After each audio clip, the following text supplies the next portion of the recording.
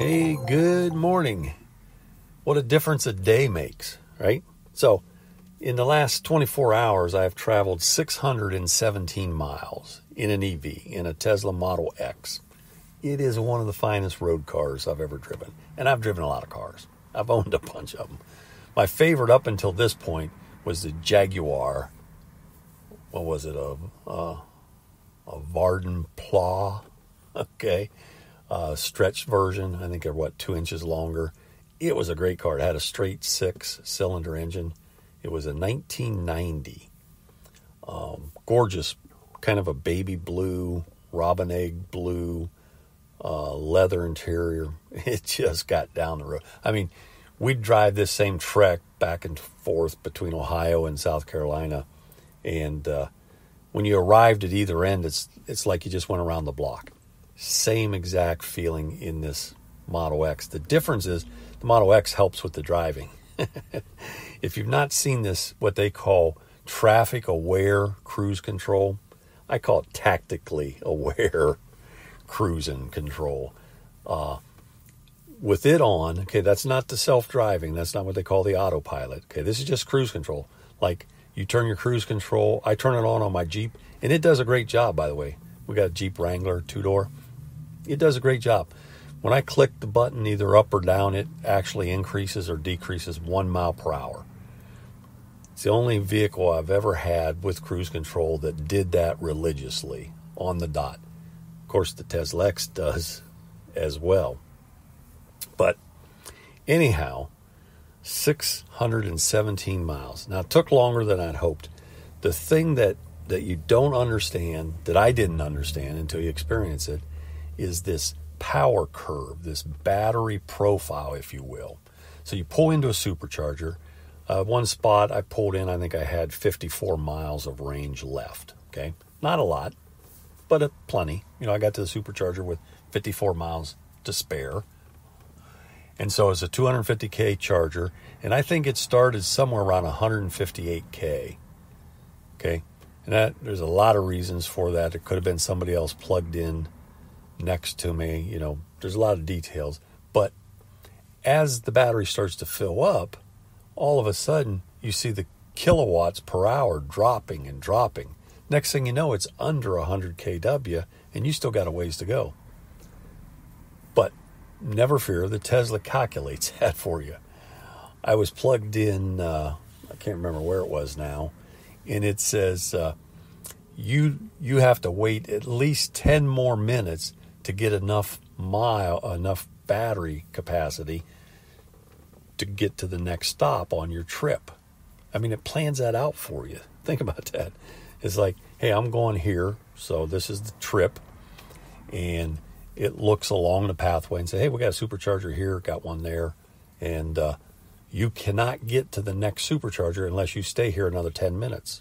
It's like, okay, well, okay, just to be safe, maybe I'll stay another 15 minutes. But it is pretty accurate. I mean, I've got the numbers to go over, but the bottom line is it's a refreshing experience. Again, I'm doing all the driving, 100% of the driving. I had to make a few more stops than when I actually needed to charge, unscheduled pit stops, let's call them. So that added to the time it took to make the journey. But I cannot recommend it highly enough. But remember, okay, today, right now, the only EV in America that can do these kinds of treks across country, in my not so humble opinion, are the Teslas. Why? Because of the superchargers. Okay, every place I stopped, I had at least 6 charging posts to pick from. Now, one place was kind of full. I think there was maybe 3 openings. It was an 8. It had 8 posts, and there was 3 openings. One place I pulled in, I'm the only car. Next thing I look over, and there's 4 more sitting there. Okay? But when I tried to plan this trip from Ohio to South Carolina with a non-Tesla, it was having me stop at some potentially scary places, and there was 1 or 2 posts, and they were 50 or 60 kW. Okay, that's not good. it's going to take longer to, especially if one of those is broke. Remember this, the statistic of non-Tesla chargers out in the wild, out across America, again, the 47 continental United States that I care about, 40 to 60% of them are broke. Okay, so if they got two chargers, two posts, and one's broke, and somebody's at the other one, you got to wait their 3 or 4 hours before you can get your 3 or 4 hours. Just crazy. Now, depending on the route where you're going, you're going to have better or worse luck. Okay, there's a lot of God's country between Ohio and South Carolina. There's a lot of wide open spaces where you're just driving down the road for an hour and really don't see anything. Maybe an exit or two. So, hey, I said all that to say, check out the EVs. But again, not just any EVs. I think you ought to take a look at the Teslas. And with the tax incentives, it's really a great bargain. Which makes me think, somebody was telling me the other day, Tesla's really hurting. They're trying to drop their price to increase demand for their vehicles. It's like, no, that's not what's happening. Okay. Ford, General Motors, and the other guys, they're all struggling. I think you know that. There's only 2 companies that I know of that make money on every car or almost every car they produce. That's Tesla and BYD in the EV space. Okay. Tesla is using the stranglehold that the UAW put on, what was it, the big 3, I think we're all involved. Using that stranglehold, remember the union had waited a while before they struck the Ford F-150 Lightning plant.